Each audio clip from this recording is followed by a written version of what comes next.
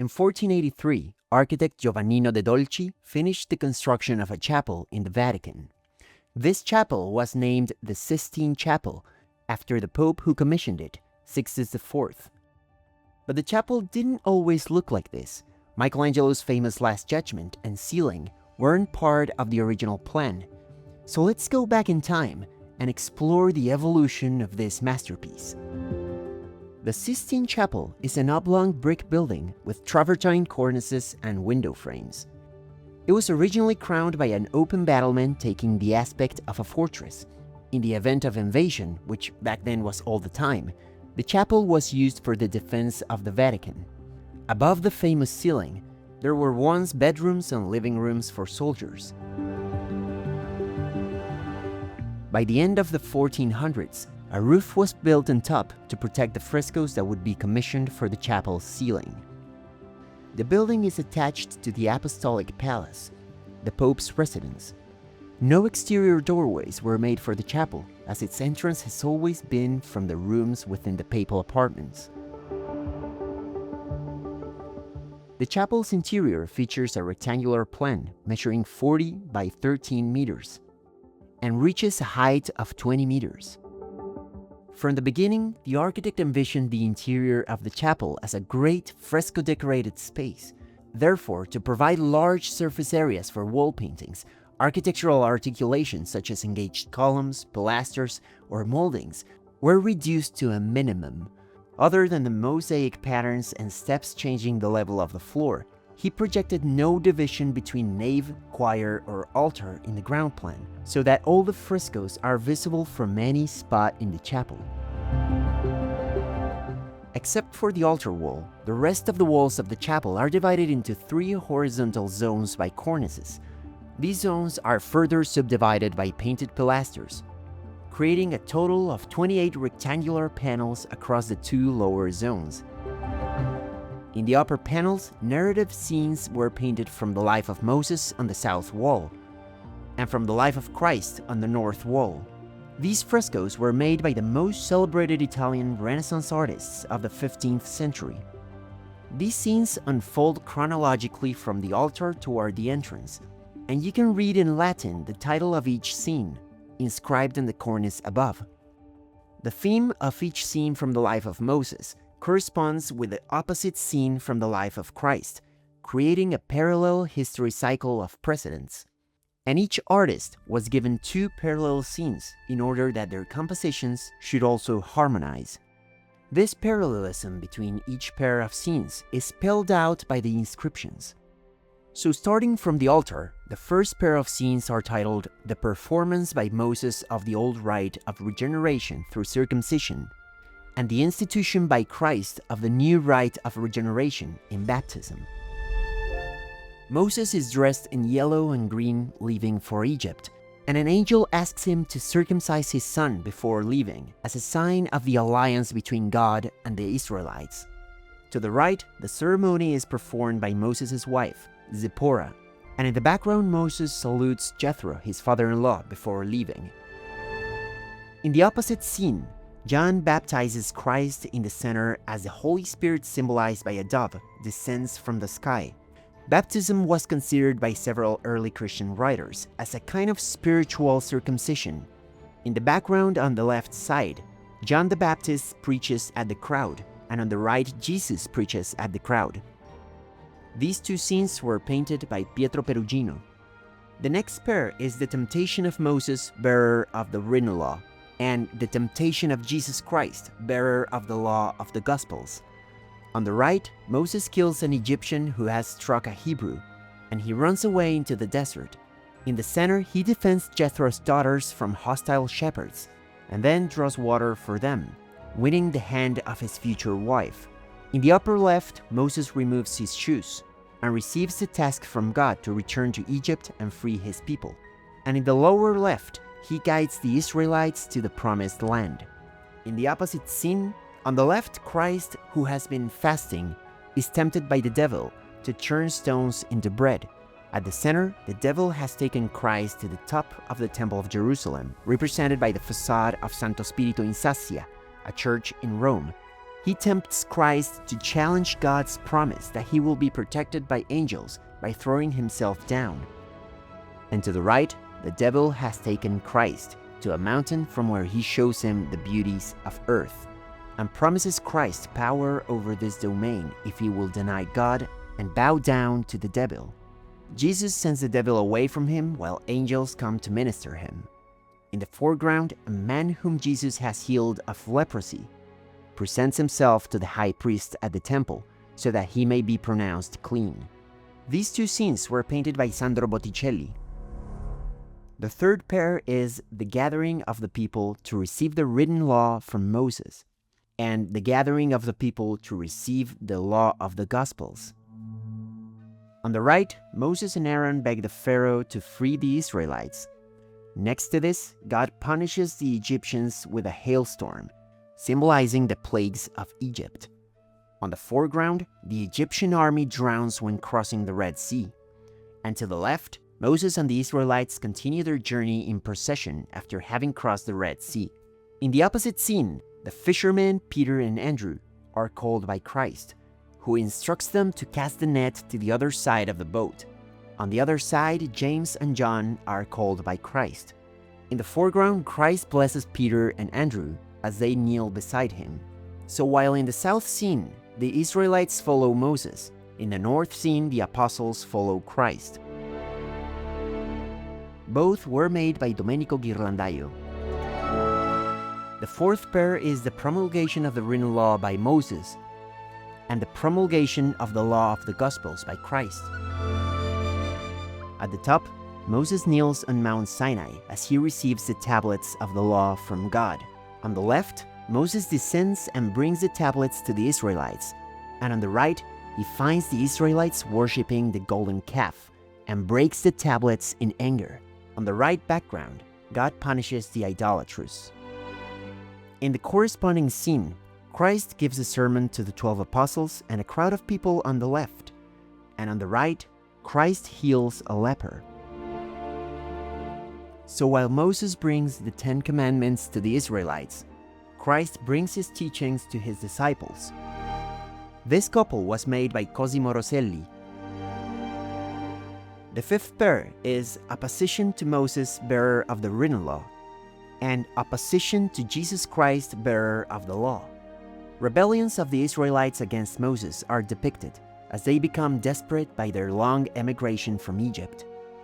On the left, the rebels are punished by God as they sink into the ground as it opens. In the opposite fresco, Christ gives the keys of heaven to Peter in foreground. In the background, he pays the tribute to Caesar on the left. And Pharisees attempt to throw stones at him on the right. The power of papacy was constantly being questioned at the time, so the intended message of these paintings was that no one should doubt the authority of the Pope over the Church. These were made by Botticelli and Perugino, respectively. The sixth pair is the codification of the written law by Moses and the codification of the law of the Gospels by Christ. These two scenes represent the last episodes of the lives of both Moses and Christ. An angel shows Moses in his old age the promised land that he will never reach from the top of Mount Nebo, where he would die. He descends and reads out the law to the people with the Ark of the Covenant at his feet. He then gives his staff to his successor, Joshua, for him to lead the Israelites into the promised land. And on the left background is the corpse of Moses in a shroud, surrounded by people grieving him. Notice the rays of light in the form of horns that irradiate from his head after talking to God. In the opposite fresco, we see scenes from the Passion of Christ.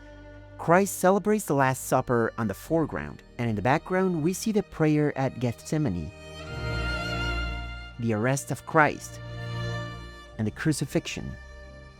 In these two scenes, both Moses and Christ pass on their legacy to the people, as Moses passes on the law,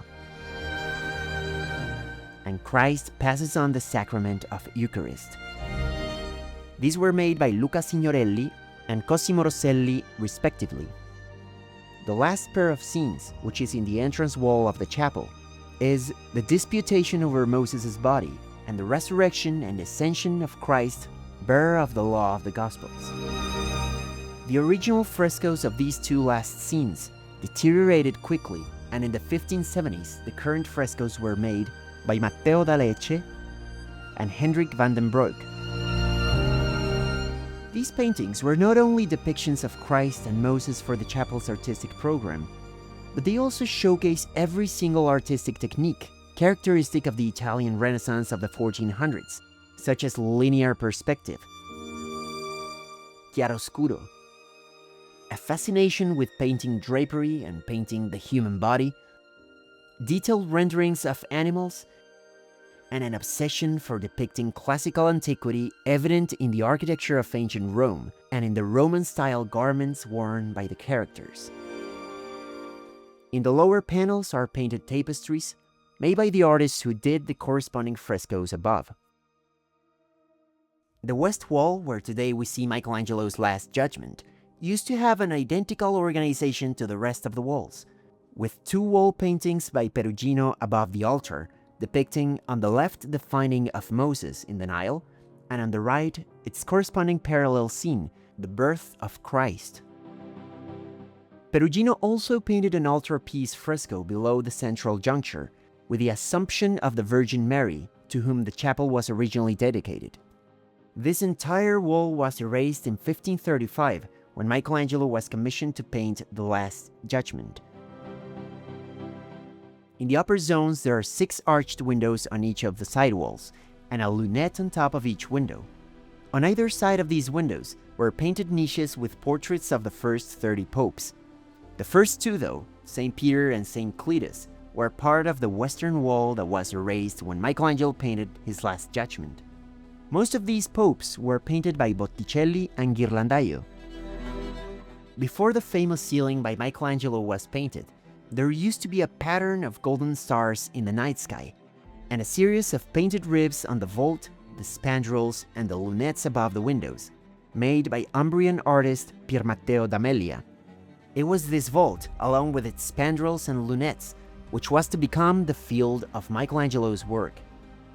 But this is how the interior of the Sistine Chapel looked in its original state. This is what you would have seen if you had entered the chapel on the day it was consecrated. All of this, the construction of the chapel and the painting of the original frescoes, was made under Pope Sixtus IV between 1471 and 1483. 25 years later, in 1508, Pope Julius II commissioned Michelangelo to make a new fresco for the vault, as he wanted a more impressive ceiling for the chapel. Michelangelo did all he could to evade this commission. He said that he wasn't really a painter but a sculptor, but at the end the Pope remained firm, and Michelangelo started working on a modest scheme of 12 apostles in niches, and a more traditional subdivision of the space into squares, circles, and diamonds. He even started bringing in assistants from Florence to help him with the painting. All he wanted was to finish the ceiling quickly and go back to work on the Pope's tomb, a project he had already been working for the last 3 years. But suddenly he shut himself away inside the chapel, let no one come near him, and began to work alone. The finished ceiling was revealed in 1512, 4 years after it was commissioned, and from that moment, it has continued to astound the world.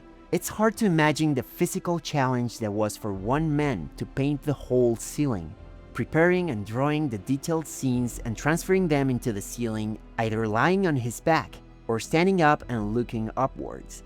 But even that feat is nothing compared to the intellectual and artistic achievement, the inventiveness, the meanings embedded into each scene, the attention to detail. Michelangelo would demonstrate to be superior in genius to all artists that came before. Michelangelo was not given an iconographical program. The Pope gave him complete freedom to choose the subjects he would depict. For the central narrative, Michelangelo selected 9 scenes from the biblical book of Genesis. Although these scenes are arranged chronologically, starting from the altar side toward the entrance side just like the scenes on the walls, these are meant to be viewed the other way around, starting from the entrance and finishing at the altar. Because beyond the biblical narrative, Michelangelo's scenes express a philosophical vision based on the humanism of the Renaissance, in which man ascends towards divine perfection. The narrative begins with 3 scenes illustrating the story of Noah, which explore human weakness, fate, and mortality. The first one, the drunkenness of Noah, visually contrasts youth with old age, suggesting the inevitable fate of all humans. Noah appears like a fallen, lifeless figure after getting drunk with the wine he cultivated himself in the background. This symbolizes how the soul can be weighed down by the physical human body. His 3 sons react with shock and sorrow, not because of shame as in the Bible, but because they realize their own future in Noah's aging body. So the painting is not really about Noah, but about the tragedy of human existence. In the second scene, the deluge, Michelangelo emphasizes the fear and desperation of people trying to escape the flood. The composition creates tension by isolating the figures in separate groups, almost like statues, conveying a sense of separation and helplessness in the face of fate. Unlike previous representations, Michelangelo avoids showing external signs of the flood, such as violent waves or wind.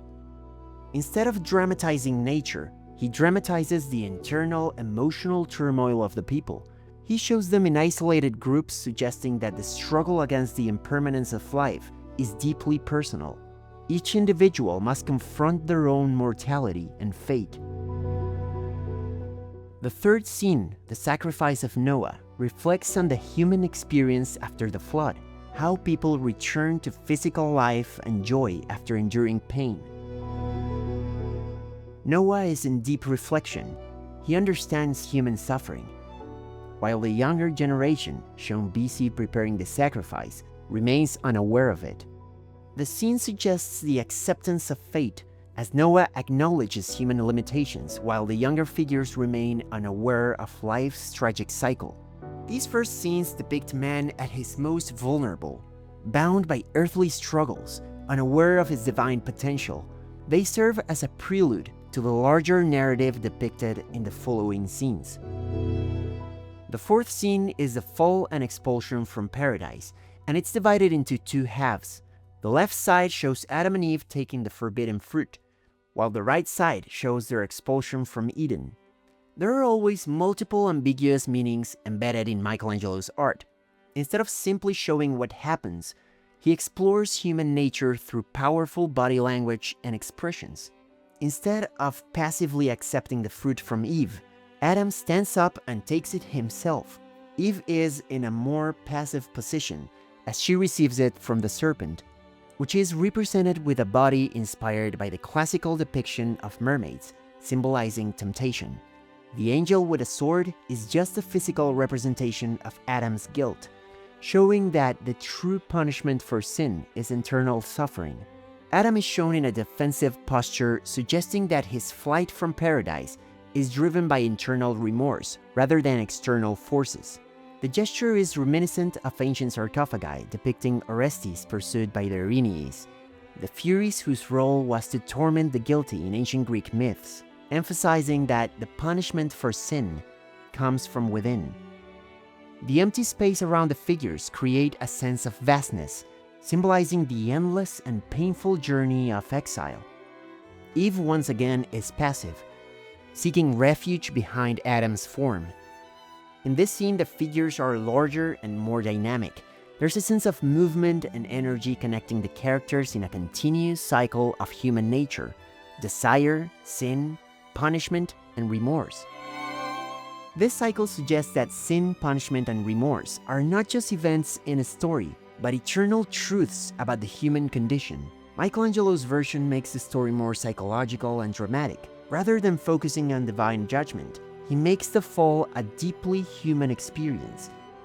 The figures are not symbols, but real people driven by desires and haunted by guilt. This interpretation aligns with Renaissance humanism, which placed human experience, emotion, and psychology at the center of art and philosophy. The fifth scene, the creation of Eve, is shown not as a miraculous act, as was common in medieval art, but as an intellectual process, with God's eyes not gazing into the outer world, but lost in introspection. Michelangelo represents the idea that God creates through thought, and matter takes form in response to his will. Eve emerges from Adam like a branch from a tree, an image Michelangelo reinforces with the placement of an actual tree trunk nearby, suggesting that woman is a part of man, like the branch is a part of the tree. The sixth scene is the creation of Adam. Michelangelo depicts God the Father as a celestial, almost cloud-like figure, not entirely human but with a face resembling Zeus or Jupiter, surrounded by genii or spirits, enveloped in a mantle shaped like a shell, a symbol of protection in ancient mythology. Among the genii is the idea of Eve, suggesting that she existed in God's mind before her creation, but it could also be interpreted as the Virgin Mary and a child who resembles Christ, as seen in Michelangelo's earlier works. As I said, Michelangelo likes to embed multiple meanings in his works. God's right arm extends toward Adam with minimal effort, symbolizing his omnipotence. Adam is depicted in a passive state. His body, large and sculptural, resembles ancient Roman statues of heroes, reinforcing the idea of the human form as a reflection of divine creation, yet still tethered to the earth. His facial expression is as though awakening from deep sleep, and his body slowly comes to life, mirroring the biblical idea that he was created from clay. In Michelangelo's creation of man, life is transmitted by a spark of God, scintilla divinitatis in Latin, which represents the immortal part of the soul, which connects man with the eternal and the perfect. Michelangelo always creates tension in his works by portraying a moment, the split second right before an action takes place. We see David in deep concentration right before he slays Goliath. We see Moses about to react to the Israelites worshipping the golden calf. Here we see that gap between the fingers, that moment right before the touch of God, about to transmit life to the barely alive, still body of Adam. It's so powerful.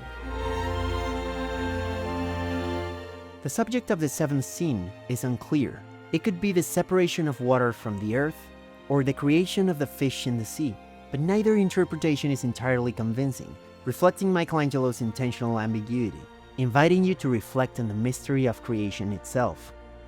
We see God emerging from a vast, empty cosmic space. The sea below him is almost insignificant to his immense presence. One of the genii who accompany him looks back intimidated by the vastness of the space he's left behind, while the other looks ahead, captivated by the infinite horizon. This illustrates God's infinite nature. God outstretches his arms like the wings of a bird in flight, conveying his omnipresence and control over the universe. As a solitary figure in the empty space, God emphasizes his role as the cause of everything in the universe. The eighth scene is the creation of the sun and moon. Here Michelangelo focuses not just on the act of creation itself, but also on the force and motion that accompanies it. God is portrayed in a dynamic, fiery motion, like a planet moving rapidly across the cosmos. You can feel the energy that he transmits through his expression, and his hair floating like fire. The surrounding genii are frightened by the intensity of his motion. Medieval art always showed God in a formal frontal view, often seated or in a blessing pose. Here Michelangelo shows him as an active, powerful force, stretching his arms to create the planets and seen from behind as he creates the plants, showing a dynamic representation. The ninth scene is the last, and it's titled The Separation of Light and Darkness. God emerges from the chaos, symbolized by formless clouds. His hands blend with the soft brush strokes of the clouds, as well as his mantle, as if he is made of the same matter as the condensed substance. He appears to struggle against them as though he's creating himself from this disorder. Ancient Greek stories often narrate that in the beginning of the universe there was chaos, and from the chaos were born the gods themselves. The Gospel of John starts with, "In the beginning was the Word," or Logos in the original Greek text. Ancient Greek philosophers whose writings Michelangelo had studied in his youth Use the word logos to refer to the divine intelligence that's present in every particle that makes up the universe. Logos refers to the perfect order within creation. When in Genesis God says, "Let there be light," that light is the logos itself, the divine spark that brings form to the formless. And then the gospel continues saying that the logos became flesh and made his dwelling among us, meaning that God's Spirit, that divine intelligence, is present in each one of us. And since this scene is positioned above the altar, it takes on a deeper meaning. It represents the Spirit of God becoming flesh and dwelling within us through Eucharist. So as you enter the Sistine Chapel from the main entrance and continue walking towards the altar, you experience a gradual ascension from scene to scene. From the earthly existence outside the chapel, you return to God as you get closer to the altar, a common theme in the Platonic philosophy of the Renaissance, leaving your bodily prison and move towards the divine origin of the human soul. The cycle reveals a unity in which each painting is a preparation for the following. Michelangelo's scenes on the ceiling are accompanied on both sides by a series of giant sitting figures on each pendentive. Their size and powerful postures make them nearly as important as the biblical scenes in the center. Originally, Michelangelo was supposed to paint the 12 apostles, but he changed this plan to better connect with the biblical stories and to add variety to each figure. So he chose a mix of Old Testament prophets and pagan Sibyls, who are female oracles from ancient Greece and Rome. The prophets show increasing levels of visionary intensity as you move toward the altar.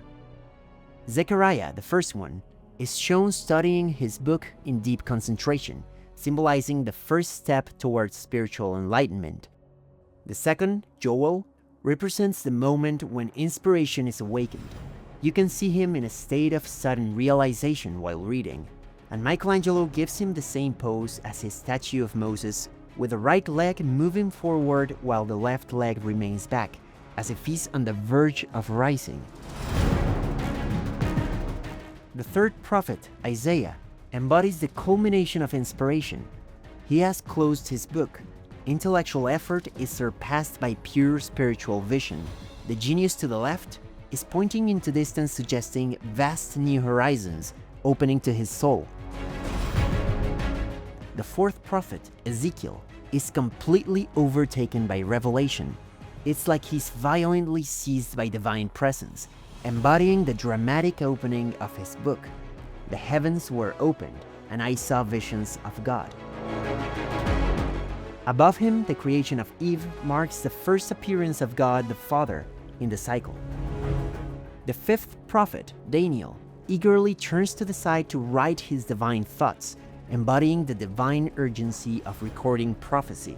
His high forehead and flame-like hair symbolize his fiery intellect.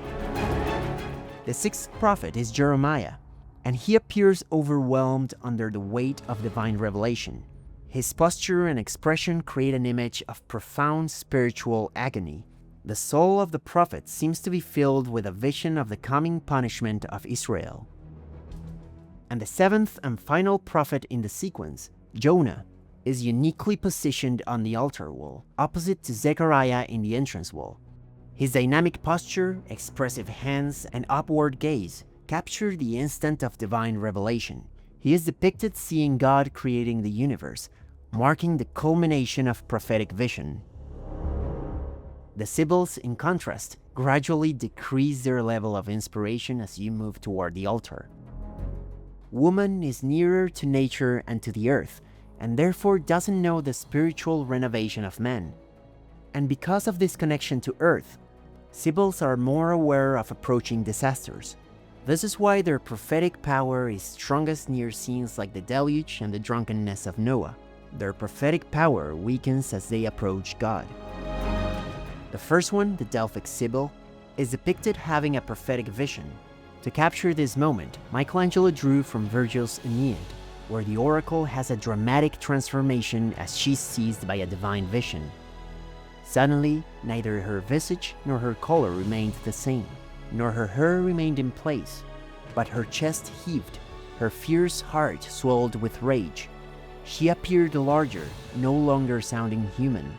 filled with the divine breath when approaching to the god.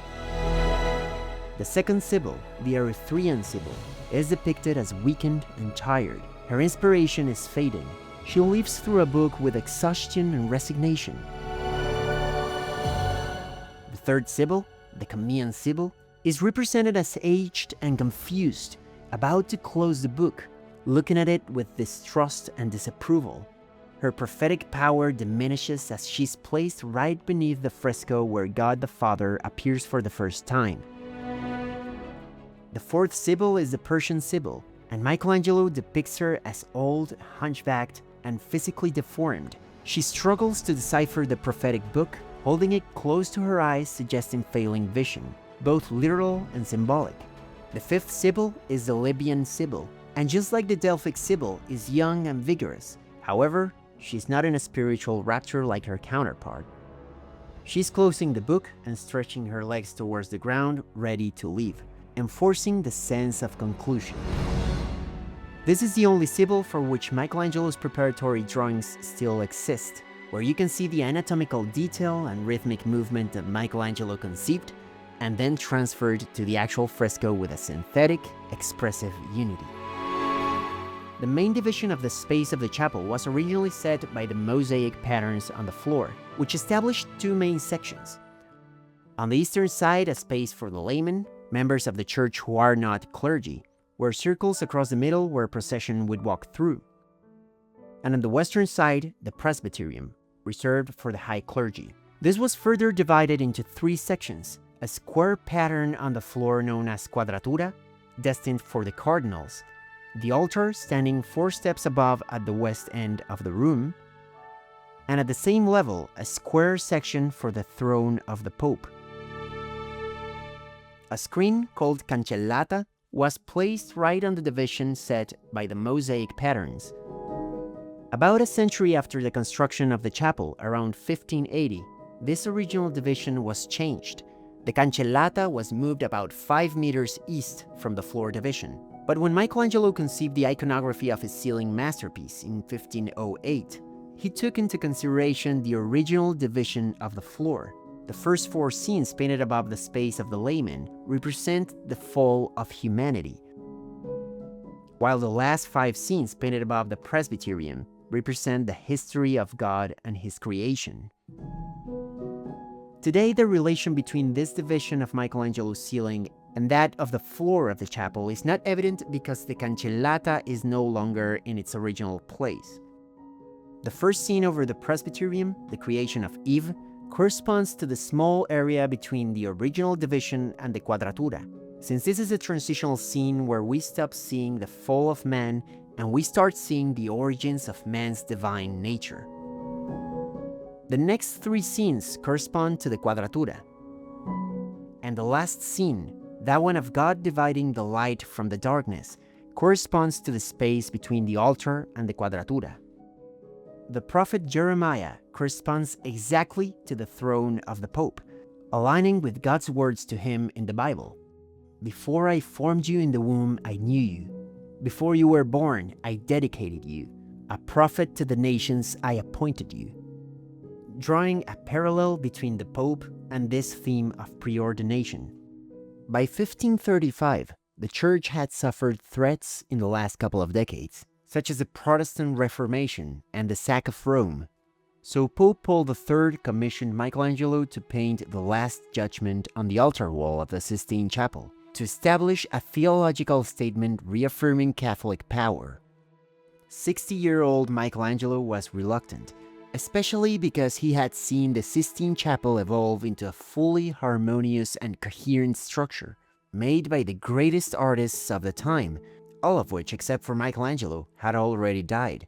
And this project signified destroying the frescoes of an entire wall, thus disrupting the order within the iconological program of the chapel.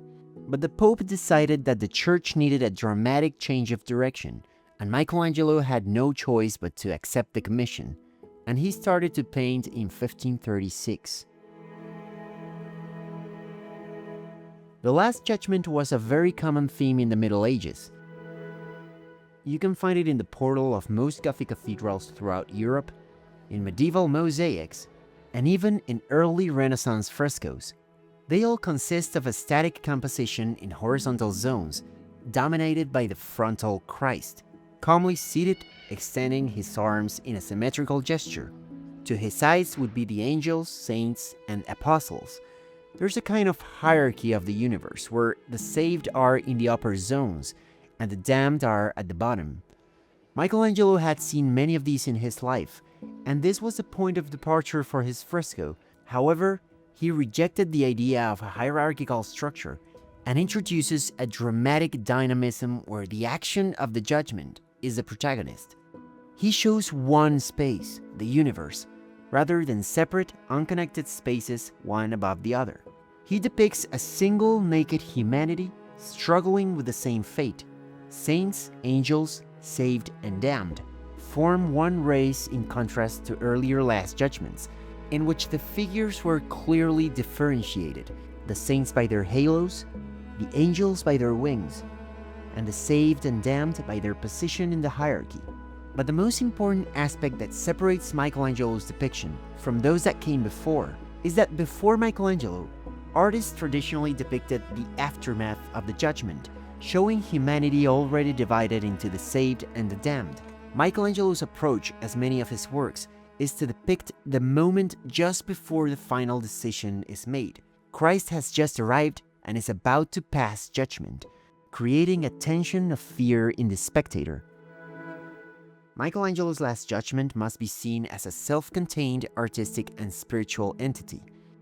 It was not intended to be conceived as part of the chapel's already existing wall paintings, not even Michelangelo's own ceiling frescoes.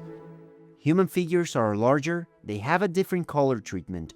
Even iconographically, the Last Judgement is not too closely connected with the cycles on the walls and ceiling.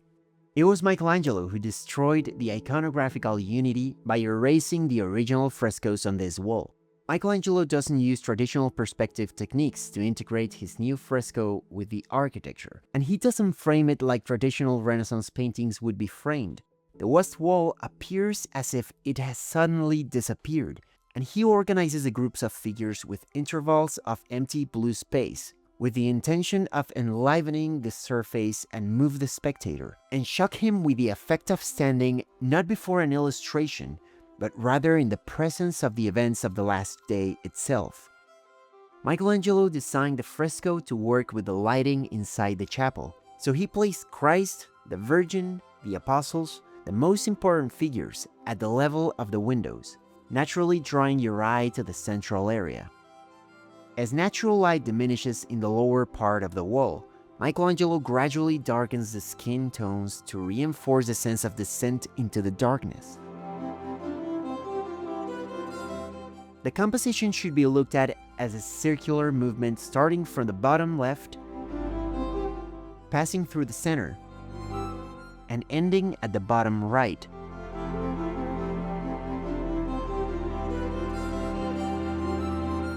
In the lower left, the earth releases the dead. The earth is no longer a resting place. Souls are being ejected as it's their time for judgment. Some people are crawling. Others try to rise but are pulled back by demons, and angelic beings help a few to ascend, illustrating the struggle between divine and earthly forces. Saint Stephen offers comfort to a group of souls still trapped in the earth. Above the chaos of earth, the souls are no longer bound by gravity. They float upward like survivors of a shipwreck, but they are not yet saved. Some of these floating souls are saved by virtues, like faith represented by a rosary, hope represented by closed or covered eyes, and charity represented by saved souls leaning down to pull others up. Above this zone, in a second layer of clouds, is a huge crowd of men and women. But this isn't a peaceful heaven. Everyone looks tense or afraid as they witness the judgment of the souls.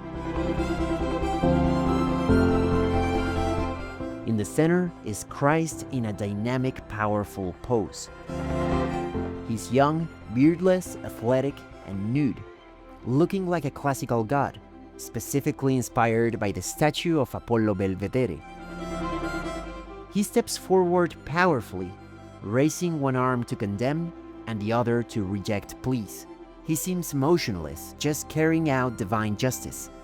This Christ isn't from the Gospels. He's pagan, he's Olympian, embodying cosmic fate more than Christian compassion.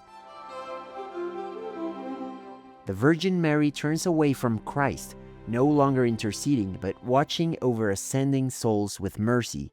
Her pose is inspired by the crouching Venus. The saints and apostles around Christ appear terrified, unable to intervene as they are paralyzed by the overwhelming power of the judgment. St. Peter offers the keys of heaven in hope of stopping the damnation. St. Paul, next to him, recoils in fear, and John the Baptist holds his robe and stares in terror. Others try to use their symbols of martyrdom to arrest the catastrophe. St. Bartholomew his knife, St. Lawrence his grill, and St. Andrew his cross. To the right we see the prophets engaged in debate, and to the left a group of Sibyls also debating the judgment. Behind, farther away, we see multitudes representing humanity before revealed law, including Adam, Moses, and Eve to the far right, Abraham closer to Christ, and in between them, couples fearfully embracing like shipwrecked survivors. Below, there's a group of martyrs holding the instruments of their torture: Saint Sebastian, Saint Blaise, Saint Catherine, Saint Simon, and Saint Philip. Resisting their fate, there's a group of sinners that symbolize the vices: pride represented by rebellious giants, greed by an upside figure with a money bag and keys, lust by an old man attacked in his genitals, and despair by those who give up and fall. The lower section depicting hell is highly inspired in Dante's Divine Comedy. Charon, a mythological creature, takes the damned to the underworld on a boat, from where they are pulled down by demons and dragged toward Minos, the infernal judge who decides what circle of hell corresponds to each sinner. The demons have a human body, but they have the face of goats, apes, or lions. Michelangelo took Pythagoras' idea that the souls of those who in their lives were full of vices were punished after death by being reincarnated in the form of an inferior organism, an animal. Three groups of angels connect the circular flow of the composition with the shape of the wall, those two on the lunettes, which carry the symbols of Christ's passion: the cross, the crown of thorns, and the column of flagellation, and the group of angels below Christ, blowing the trumpets to resurrect the dead. Among them, one angel holds a large book listing the names of the damned, while another carries a smaller book with the names of the saved. At the bottom center, there's a cave filled with ape-like demons and primitive humans. This represents the limbo as it's part of the earth, not of the underworld, and some souls are being raised from it, suggesting that salvation is possible. In the Last Judgement, Michelangelo isn't just showing physical scenes and characters. He's trying to express states of the soul. Similar to Dante in his Divine Comedy, he's using physical figures to express inner emotional and spiritual truths. Also like Dante, he inserted his own personal emotions, struggles, and enemies. The flayed skin held by Bartholomew features a distorted face, which is Michelangelo's self-portrait, a metaphor for his own spiritual suffering. And Minos, the infernal judge, is Biagio da Cesena, the papal master of ceremonies, who, in one of the Pope's visits to see the progress of the fresco, had objected about Michelangelo's nude figures, saying that Michelangelo's work belonged to a public bathhouse rather than to a sacred place. So in revenge, Michelangelo literally sent him to hell, depicting him as a demon with donkey ears, indicating stupidity, and a snake wrapped around his body biting his genitals. When he saw himself in hell, Biagio was furious and went to complain with the Pope, demanding that Michelangelo removed his portrait. But the Pope responded, "Well, if he had put you in purgatory, I could do something about it. But I don't have the power of taking people out of hell." Michelangelo attempted to assimilate his figures and groups with ancient Greek and Roman sculpture. The angels blowing the trumpets resemble gods of the wind. Ecclesia, the character that represents the Mother Church, resembles Niobe. And Saint Bartholomew was inspired by the famous Belvedere torso. To Michelangelo, the Pope was the primary audience for the fresco, so he aligned the composition to be best seen from two key vantage points: the papal throne, from where the wheel composition seems to turn away, and a secret little window located in the first bay of the north wall that looked out from a small chamber that no longer exists, from where the Pope could follow the Mass without being noticed.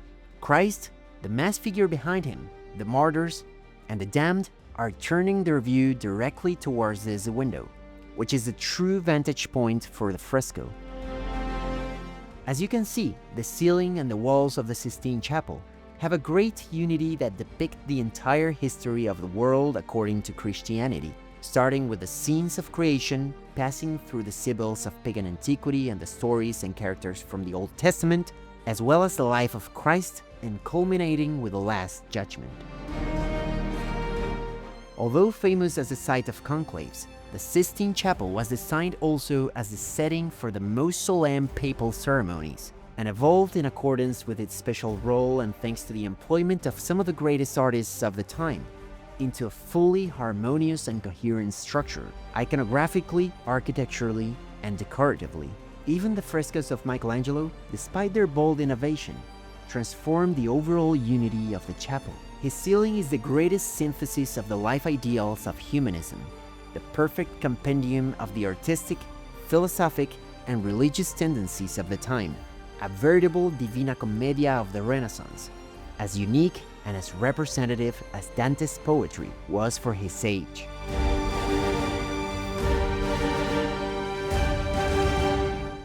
There is an extended version of this video where I explain every last detail, every single character, every progression, every little thing that I didn't get to cover here. And if you're interested, that video is available if you join the channel as a member or if you join my Patreon. Thank you so much for watching. I hope you enjoyed and learned. Please subscribe to my channel if you haven't, and I'll see you very soon in the next episode. Goodbye.